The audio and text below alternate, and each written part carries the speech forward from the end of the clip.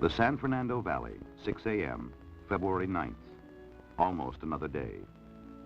Most of Los Angeles is still asleep. The late shift is about to call it a night. The early risers already on the freeways heading for work. Captain Bill Howell of the Los Angeles Fire Department. Arthur Mickelson and Milton Gahn, two technicians in a pickup truck, heading out just before dawn to install a microwave relay station in the mountains. 6 o'clock, another day.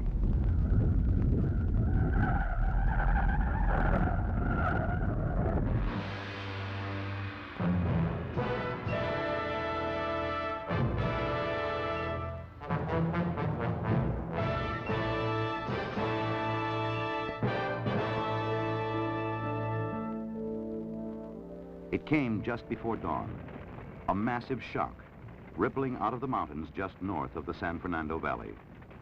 Hitting here, missing there, but shaking most of Southern California like an angry parent shakes a screaming child. At Parker Center, downtown headquarters for the Los Angeles Police. Attention, Mount Lee radio station is blocked by several landslides. Unit 2A17, we're not reading you. Change your location and rebroadcast. This is a SIG alert. That's Adams from south to Santa Barbara and Crenshaw east to Figueroa. All signals are out. Use caution. Next door, the city's nerve center for all disaster operations. The Emergency Control Center is swinging into action. All units be advised. You're on attack alert. This is all units in the city. Be advised. You're on attack alert. Do not go in the watch. 062. 3X3, 26 mid-watch. Roger. Other units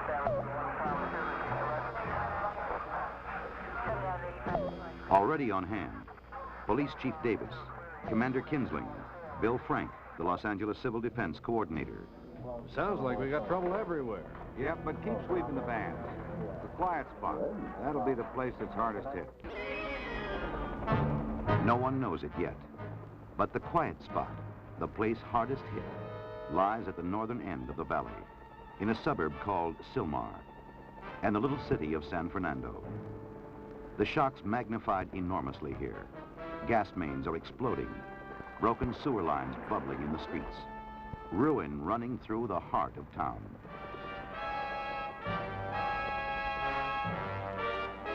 The first to arrive at San Fernando City Hall, Mayor Paul Macy and Marguerite Moran, Civil Defense.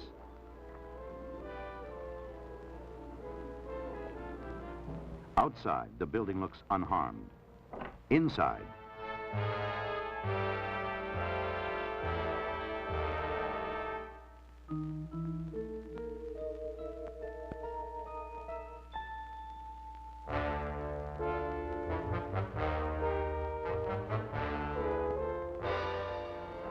where's the emergency operation plan?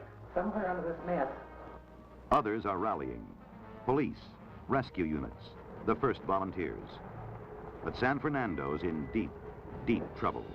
All right, now look, George, here's what we're going to have to do. Our generator's been knocked out, it's conked out. We're going to have to use this as an emergency command post. So messages are going to come from the desk out here to you. What we want to do is set up an emergency command post on the mall, seal the whole mall off, so have units 24, 25, and 26 cover the mall area. Units 24, 25, 26, cover the mall. Be aware of looters.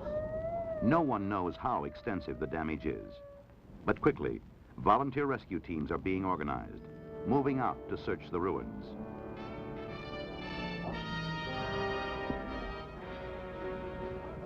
In downtown Los Angeles, State Civil Defense, the California Office of Emergency Services, is swinging into action.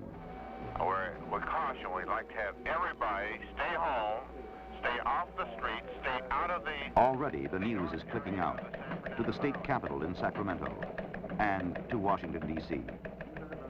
The President's Office of Emergency Preparedness, the agency responsible for coordinating all federal assistance in time of major disaster.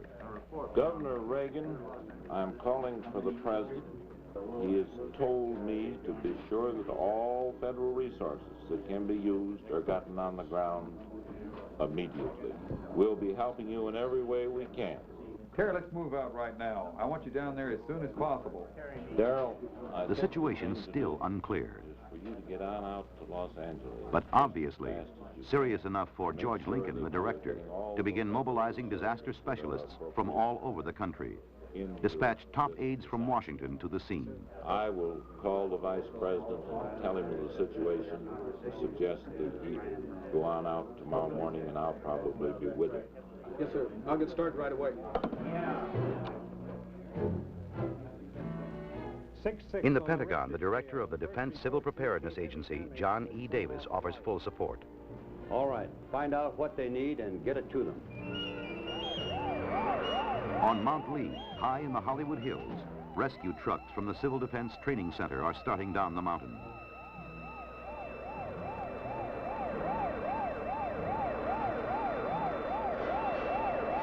Downtown, police are cordoning off the danger points. Hey, photographer, please go back where that wall's gonna give. Keep your men away from this west wall facing Spring Street. The wall is weakening and will probably give away. Attention all units. This is a SIG alert message regarding the San Fernando Valley. Attention all units. Traffic on the Golden State Freeway northbound and southbound, Roxford to a point 2 miles south, Roxford 2 miles south is dangerous due to major damage to the freeway. Both the Golden State and San Diego freeways to the north are in a state of collapse.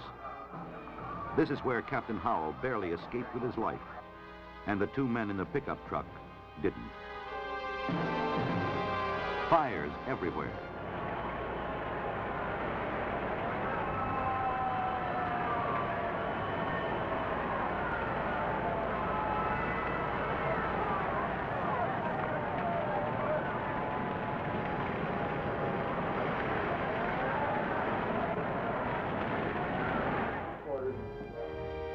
Coldwater Canyon, the fire department's communications center. Emergency calls are funneling in from everywhere, except the Northern Valley. Respond on a possible heart attack.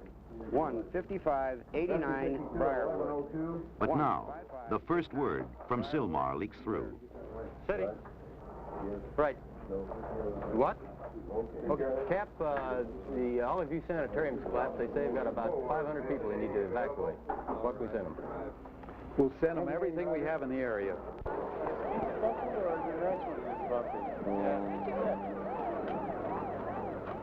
Olive View, a brand new $40 million hospital dedicated just 6 months ago. There's tremendous explosion. The whole room was just teetering. Well, when I walked out of the room, the whole wing had fallen off, and you looked down 5 floors. 3 are dead. The rest of the patients being hastily evacuated.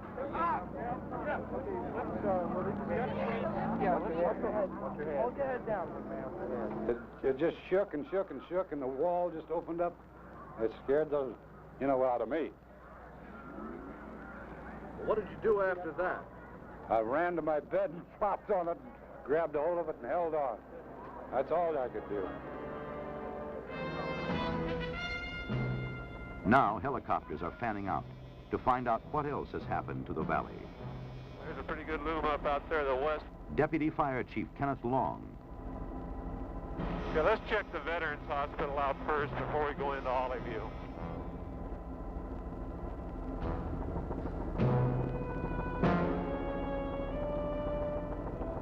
God, look at that building that's down there.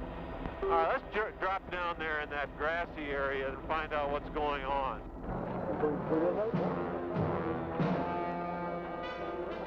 The tragedy centered here. At San Fernando Veterans Hospital, long known as the garden spot of the whole Veterans Administration system, 2 central buildings have collapsed, burying nearly 100 patients and members of the staff under a crashing concrete roof. Doctors and nurses are pulling victims out of the ruins, digging barehanded at the rubble, trying to free the rest. At 7:24, Chief Long's helicopter sets down on the lawn, and a staff doctor runs out to meet him.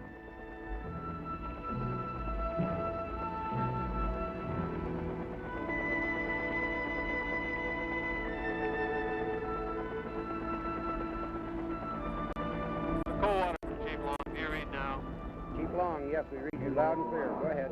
Chief Long, I want 5 task forces and 3 chief officers dispatched emergency to the San Fernando Veterans Hospital. We have people trapped. They have no contact with the outside. We have a serious condition here at the hospital. Dispatch for an emergency.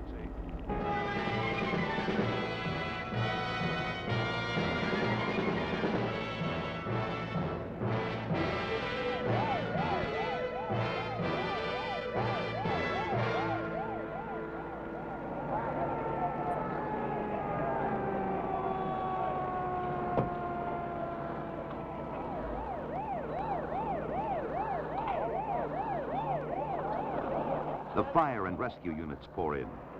But desperately needed is heavy construction equipment to cut through the concrete roof. Luckily, it's close at hand. In Tujunga Canyon, the Army Corps of Engineers has a construction crew working on a special project for the Office of Emergency Preparedness. Within an hour, it's been moved to veterans. The digging out begins. What we need, if we can get the port of power, and see if we can bulge this up a little bit and pull this out. We'll have to give it a try.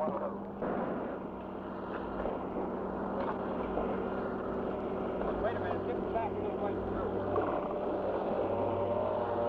through. Not far away, another crisis. Van Norman Dam, the huge reservoir in the northern hills. The concrete roadway across the tops collapsed. The earth wall behind it crumbling fast. We're going to need some additional help on filling sandbags. 11 million tons of water, enough to start another Johnstown flood, and 80,000 people living in the valley just below. A decision has to be made, and soon. If that wind doesn't change, that dam is going to go in. Could go in a matter of minutes.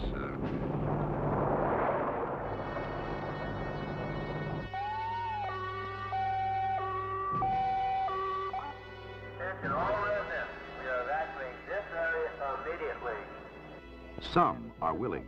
I started worrying when I saw the first broadcast what was left of the dam. 2 feet of mud's not enough.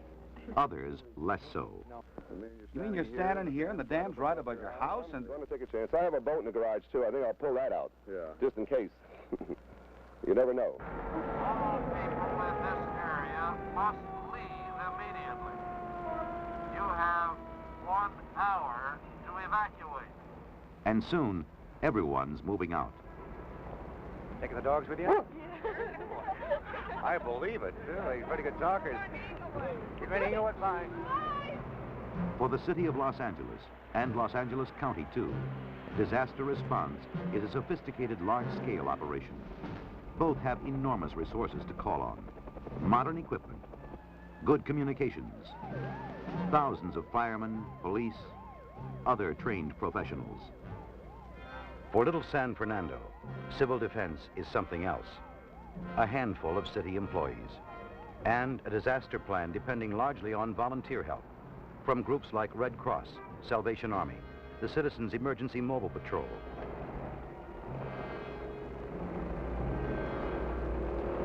And now, the radio hands. They've found the dead spot on their dials, are moving in to fill it. Since early morning, San Fernando's been cut off from the world. But now, communications are being restored, and the first phone call goes downtown to the Office of Emergency Services. We're just dead. No water, no sanitation, communications, nothing. We can use any kind of mutual aid you can send. We're on our knees. Now people are flying in to help with the job. From Sacramento, Herbert Temple of the governor's staff. And from Washington, D.C., Darrell Trent, Deputy Director of the Office of Emergency Preparedness. Hi, Terry. Hi, Darrell. Glad you're here. Thank you. What's the current situation? It's not too good. We've got 2 major problems. One is the possible collapse of the Van Norman Dam and the fact that the Veterans Administration Hospital has fallen in on patients. Probably the most damaging situation we have right now is the Van Norman Dam because there are continuing aftershocks and this could break. How long will it take to get the water out? They're now projecting 72 hours. What about the people under the Van Norman Dam? We figured it's probably 80,000 that are going to have to come out. The Red Cross has moved in and is setting up about 6 emergency shelters in the area, in schools and gymnasiums and auditoriums, but a great deal of them will probably be absorbed by friends and relatives in the area. What about the Veterans Hospital? Are we sure they have everything they need? We probably need some helicopter evacuation, and we've already taken steps to get that moving. He's tagged. Yeah, he's got tagged down here on his foot, and I've taken his wristwatch. George Lang, and he's had Demerol twice.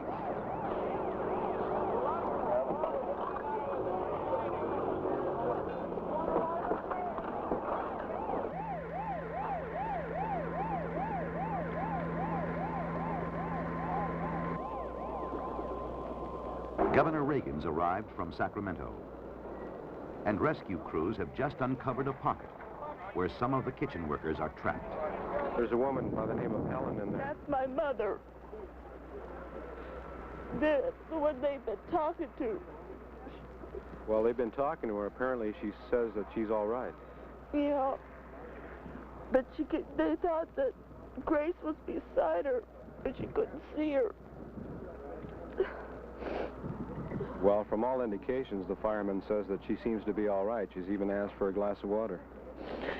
That's typical of her. Now, wait. Let her relax. Just rest there a minute, and now I'll get my leg out of the way, okay? That's an awful nice leg right now.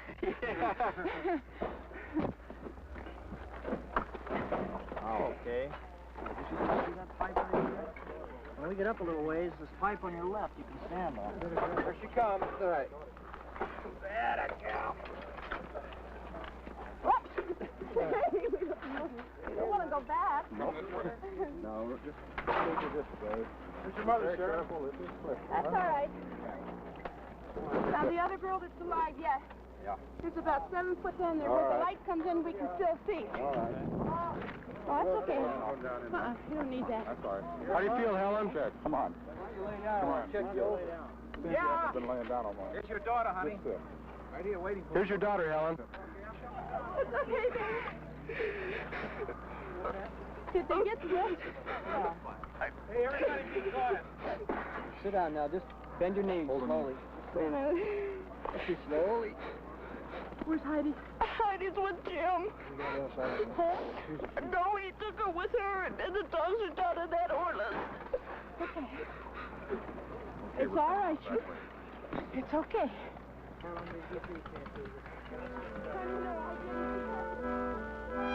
Day turns into night, night into nightmare. In San Fernando, volunteers are patrolling the wreckage on the mall. And in the shelters, evacuees are settling down for the night.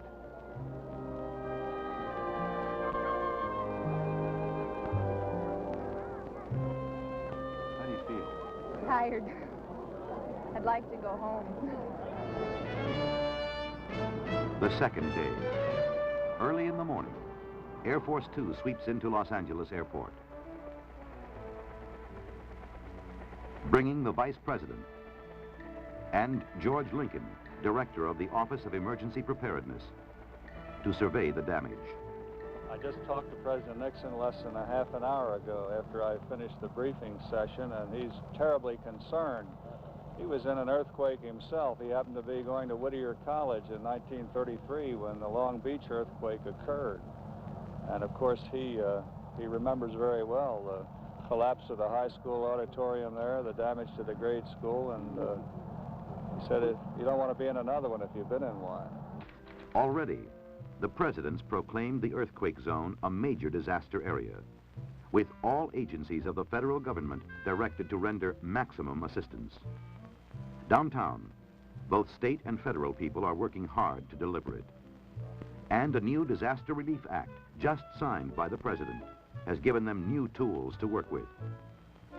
Federal assistance is no longer limited to helping restore essential community services.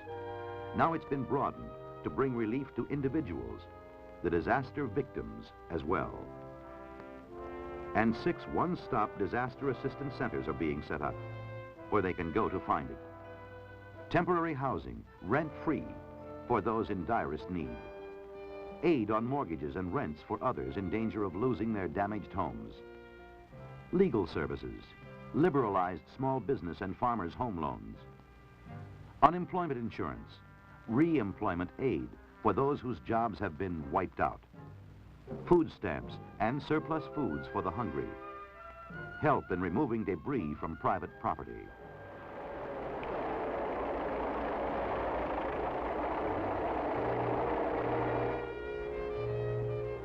San Fernando's still on its knees. No water. No water? None.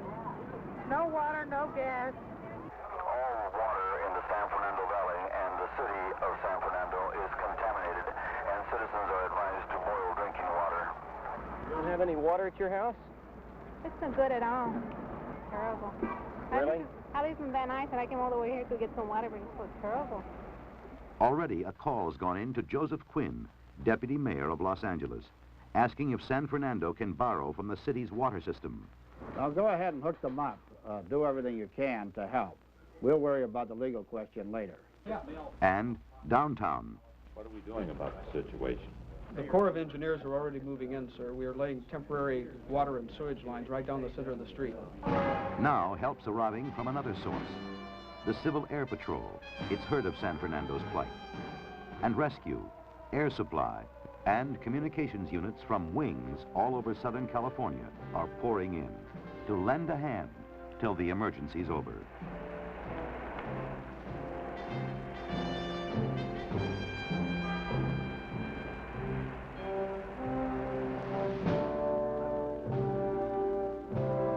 Gradually, the town's gaining ground. The evacuation center has been set up at San Fernando Recreation Park. 2 major relief centers have been set up in San Fernando by Salvation Army in the downtown area, Red Cross in the stricken Mexican-American section, to supply food, clothing, shelter.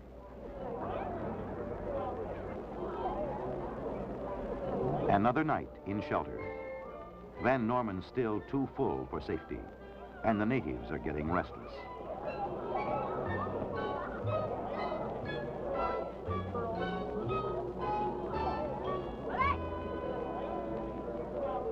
It looks like the people here won't be able to return home until at least tomorrow.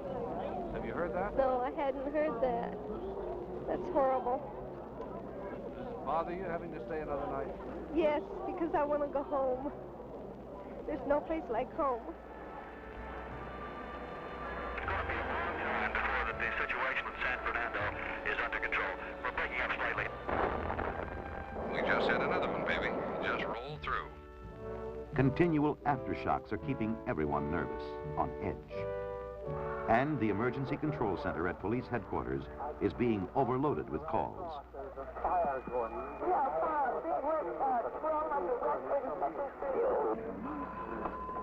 Emergency control center. To relieve the strain, a citizens information center is set up by Civil Defense in the Public Works hearing room at Los Angeles City Hall. Emergency control. The schools, just a moment. I have a list of schools right here. In a way, California's been lucky.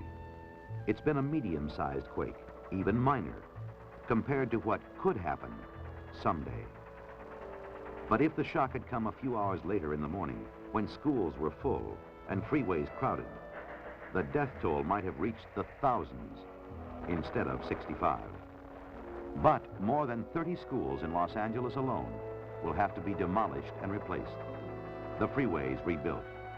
$1 billion worth of damage repaired. For the federal government, it means a record-breaking expenditure under the new Disaster Relief Act. Nearly $500 million to restore essential services and help people get back on their feet. And a long way to go before it's done. At Veterans Hospital, rescue workers are into their 59th hour. Hey, we got a live one. The last live victim to be pulled out of the wreckage, Frank Carbonera, a 68-year-old baker on the kitchen staff, is rushed to the hospital. His anxious family brought to his side. Did you ever get up any hope? Yes, yes. How do you feel now? Nervous and shaky. You related? Yes, my father. Did you ever get up any hope? I'm afraid we did last night. Did you? Yes, he's been in there for 59 hours, and he has such of emphysema, and we were really worried. It was dusty and dirty down there. What is it? And in Chicago. All our going the whole 3 days. I guess he's just a strong man. I don't know. What did he think about while he was down there? Frank, what did you think about when you were down there? What were you thinking of when you were down in there? I was good. Now, finally, the pumps have done their job. Attention, folks. Good news. Van Norman Reservoir is down. You are now free to return to your homes. Going home, but often to things like this.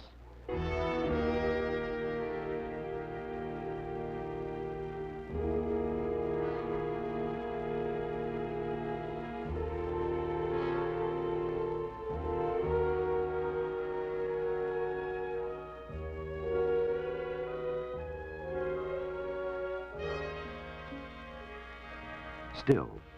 Well, now that you've lived through it all, how do you feel? I don't think little trivial things are going to matter with the dam anymore. Going home. And so, in a different way, are the 36 patients and 10 members of the staff lost at Veterans Hospital.